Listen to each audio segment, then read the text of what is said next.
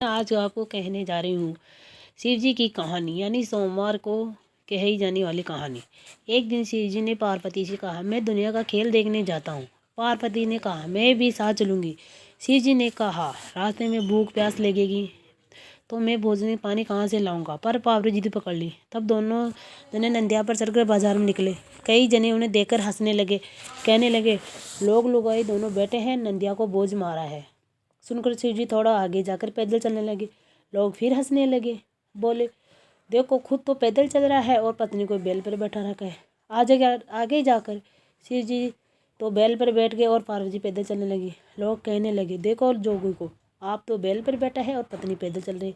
ऐसा कहकर शिव जी को मारने लगे। तब दोनों ही पैदल चलने लगी।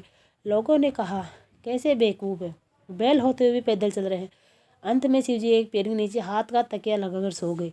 औरतें पानी भरने जा रही थी तो उन्होंने देखकर बोली, राम मारा जोगी बना है, पर तकिए के बिना नींद नहीं आती। औरतें चली गई तो शिव जी ने तकिया निकाल दिया।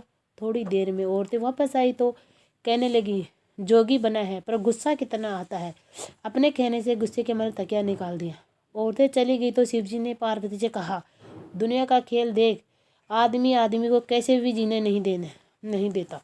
शिव जी पार्वती जी आगे चले तो पार्वती ने कहा, मुझे भूख लगी है। शिव जी ने कहा, तुम्हें पहले ही कहा था कि मुझे परेशान मत करना, अब मैं खाना कहाँ से लाऊं। लेकिन पार्वती ने जिद पकड़ ली।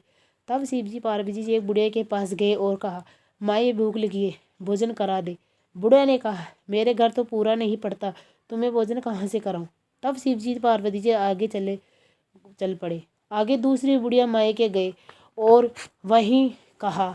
बुढ़िया ने पूछा, क्या खाओगे। शिव पार्वती जी कहा, खीर खांड का भोजन। बुढ़िया माई ने कहा, आप बैठो मैं अभी है। शिव पार्वती जी ने पूछा, कहाँ जा रही है। तो बुढ़िया ने कहा, मैं सामग्री लेकर आती हूँ। शिव जी ने कहा, तेरे घर में तो पहले देख ले। बुढ़िया ने देखा तो घर में अटूट भंडार भरे पड़े थे।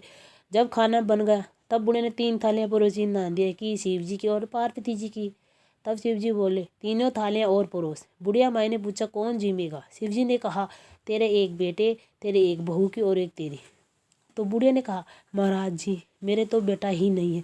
शिव जी ने कहा, पीछे मुड़ के तो देख। देखा तो 16 वर्ष का बेटा और बहू गठजोड़े के साथ खड़े थे। सबके जी में लिया।